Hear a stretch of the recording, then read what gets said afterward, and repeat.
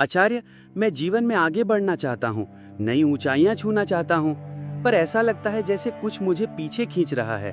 मैं क्या करूँ? वत्स, कभी कभी आगे बढ़ने के लिए हमें वो छोड़ना पड़ता है जिसे हम पकड़े हुए हैं। जैसे एक भरा हुआ प्याला और पानी नहीं ले सकता, उसी तरह भरा हुआ मन नई विद्या को ग्रहण नहीं कर सकता। क्या छोड़ना आचार्य? मैंने तो हमेशा सीखने का प्रयास किया है।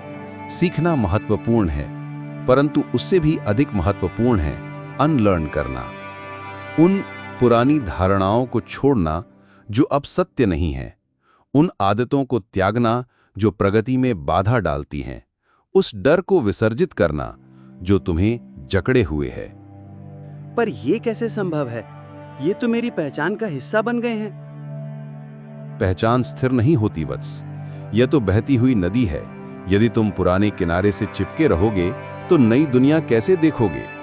अनलर्न करना कमजोर होना नहीं, बल्कि मुक्त होना है। यह नए दृष्टिकोणों के लिए जगह बनाना है, अपनी सोच को फिर से आकार देना है। मुझे एक उदाहरण दीजिए। देखो, यदि तुम सोचते हो कि असफलता अंत है, तो तुम कभी जोखिम नहीं लोगे।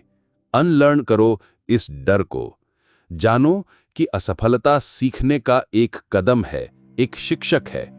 यदि तुम सोचते हो कि ये तो हमेशा से ऐसे ही होता आया है, तो तुम कभी बदलाव की कल्पना नहीं कर पाओगे।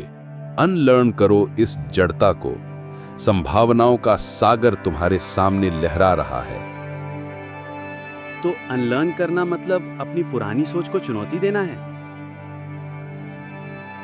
बिल्कुल। अपने क्यों पर प्रश्न उठाओ।